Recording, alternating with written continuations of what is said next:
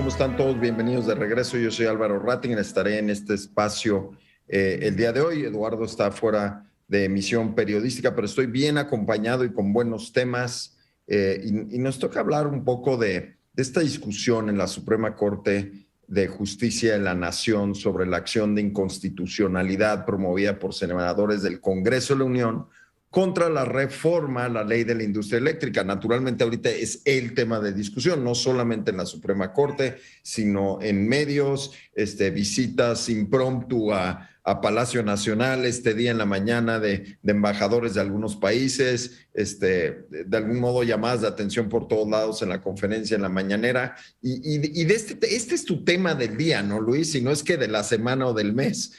Sí, este es el tema que propuse para el día, porque ayer estuvo muy interesante la discusión en la Corte. Se inició la discusión, ojo, todavía no se ha concluido, de hecho, apenas están los albores de la propia discusión. Está programada para terminar de votarse y discutirse todo el día de mañana hasta que se termine. De hecho, el ministro presidente determinó que se citaba nuevamente a sesión el día jueves y que se votaría y se concluiría hasta el último punto agotado, ¿no? Ayer sí se discutieron tres temas que considero muy, muy relevantes y que nos van pintando un poquito por dónde va la discusión, ¿no? El primero de esos temas fue un impedimento que plantearon los senadores que consideraban que la ministra ponente, la licenciada Loretta Ortiz, se encontraba de alguna otra manera impedida para participar en la discusión y votación del proyecto que ella misma elaboró, porque consideraban que al haber sido diputada en el momento que se discutió y se aprobó la reforma constitucional de 2013 en materia de energía, y al haber expresado públicamente ella en diversas ocasiones su rechazo total por esta reforma, pues la ponía en una situación de entredicho, ¿no? Digamos que ponía en duda su credibilidad o su imparcialidad, ¿no? Más que su credibilidad, su imparcialidad. Sobre este impedimento se pronunciaron a favor, ¿no? A favor de que se le declarase impedida dos ministros, el ministro Pérez Dayán y la ministra Norma Lucía Piña, quienes consideraron más o menos que efectivamente el haber sido partícipe activa en esta discusión como diputada, pues sí ponía un poco en duda su parcialidad respecto de la viabilidad o inviabilidad de lo planteado por los senadores en la acción de inconstitucionalidad, ¿no? Al final se resolvió con 8 votos en contra, o sea, 8 ministros consideraron que no se encontraba impedida y solamente los ministros Pérez Dayán y Norma Lucía Piña consideraron que sí, y entonces no está impedida. Ella votará y participará activamente en la discusión de esta acción de inconstitucionalidad.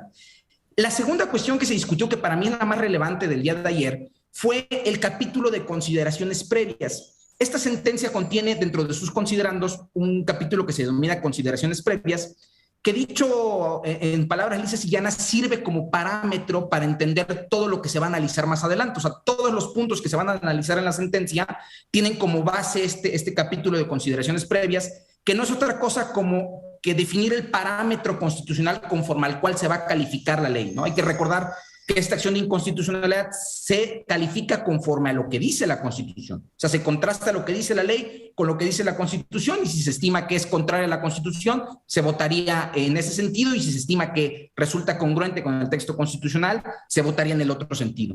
Aquí lo relevante es que este capítulo de consideraciones previas, que pudiera parecer de mero trámite, 6 ministros de los 11 que votaron consideraron que no se aprobara. O sea, consideraron que a ese capítulo le faltaban cuestiones fundamentales, como todo el régimen transitorio de la reforma constitucional de 2013 y las cuestiones relativas a la protección al medio ambiente, ¿no? Argumentos más, argumentos menos, votaron, 6 ministros consideraron que no se aprobaba el proyecto, y a raíz de lo que se decida en el fondo de todo lo demás, tendrá que modificarse este capítulo de consideraciones previas, ¿no? A mí me parece relevante que este capítulo se haya rechazado, porque como los mismos ministros dijeron, es el parámetro conforme al que van a revisar toda la sentencia, ¿no? Y si el propio capítulo está mal o consideran que está incompleto, pues muy probablemente el proyecto lleve ese mismo sentido.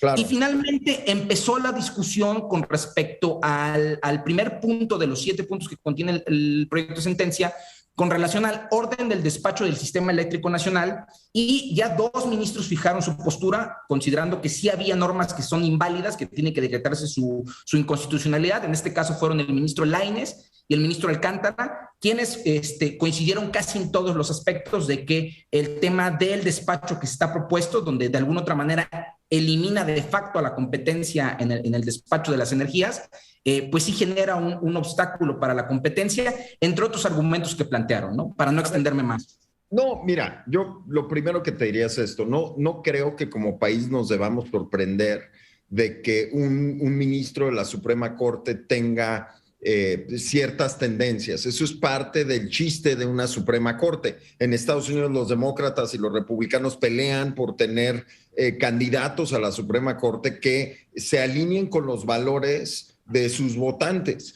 Y de repente creo que en México lo que queremos es que todo el mundo, regresamos a esta discusión de imparcialidad, ¿no? De objetividad santa de los 80s y 70s en México. La realidad es que un ministro de la Suprema Corte viene también con cierta tendencia, por eso lo propone el presidente y por eso el presidente quiso que estuviera ahí, pues para que se alineara con su proyecto de nación. Yo en lo personal no me sorprende, no sé si estoy de acuerdo o no, pero no me sorprende. César, te vi que levantaste la mano. Sí, solamente para añadir el punto. Yo creo que la cuestión de la imparcialidad no pasa por estas discusiones en el sentido de que no hay un impedimento real, no es socia de una empresa, no le debe nada a nadie. Eso hablaría de imparcialidad. Respecto de posturas ideológicas y todo, pues los ministros, como cualquiera, son seres humanos, tienen su corazoncito hacia la izquierda o a la derecha, y bueno, eso es parte de sus decisiones. Lo que me parece interesante es que la discusión está evolucionando hacia la inconstitucionalidad de la reforma. Entonces, más allá de quién la pronuncie, el debate de fondo está en lo que van a decir los ministros en el momento de la votación.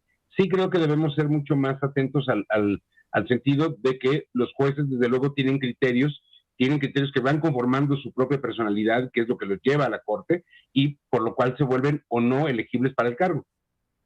Claro, por supuesto. Marco. Yo diría que este es uno de los temas más trascendentes, tal vez, que tiene en sus manos la Suprema Corte, porque tal vez el tema más crítico que tenemos en la agenda es la propuesta de reforma eléctrica de parte del presidente, y este es un anticipo de ella. Si se aprobara la constitucionalidad de lo que se ha decidido, prácticamente le daría el margen y tal vez no se requería una propia reforma constitucional, una reforma, en el Congreso legislativa. El que fuera negada la constitucionalidad prácticamente anticipa cuál va a ser el futuro de la reforma legislativa, aunque se apruebe. Y algo también trascendente es que por el nivel de cabildeo que han hecho diferentes funcionarios del gobierno del presidente, el presidente y su equipo se está jugando y el presidente está evaluando a su equipo en términos de la contribución que están haciendo a este tema. Hay mucha presión sobre los ministros. Creo que son el centro en este punto de atención de todos los mexicanos y de muchos extranjeros, porque está de por medio sus inversiones. Creo que es un punto crítico, un punto muy importante lo que se decidirá en los próximos días en la Suprema Corte. Mira, Luis siempre nos podrá dar más detalle y mejor análisis, pero lo que yo pondría en la mesa es que fácilmente es una de las discusiones más relevantes para lo que el presidente considera su legado. Muy por encima, me parece que el aeropuerto, muy por encima del Tren Maya, para el presidente esta es la discusión, es la que él considera que va a definir su sexenio. Algunos pensamos tal vez que para bien o para mal, pero para él es la más importante. Luis, ¿qué quieres agregar para cerrar el tema?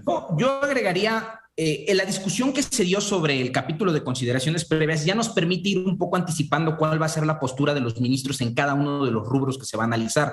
Hay que recordar que se necesita el voto de 8 ministros para invalidar alguna porción normativa, ¿no? No se va a invalidar toda la ley, se propusieron o se impugnaron diversos artículos, ¿no? Se necesita el voto de 8 ministros, ¿no? El proyecto elaborado por la ministra Loreto Ortiz plantea la constitucionalidad de todos los artículos impugnados, o sea, no considera que ninguno es inválido, pero sí el hecho de que 6 ministros ya hayan anticipado que para ellos existen partes del proyecto que no están siendo consideradas y que hacen advertir una inconstitucionalidad de las normas impugnadas, ya anticipa que por lo menos 6 votos ya están medio cantados a la inconstitucionalidad. Faltarán esos 2, a ver de dónde salen, ¿no? Pero sí faltan 2 por definir que pueden decantar la balanza para uno u otro lado, ¿no?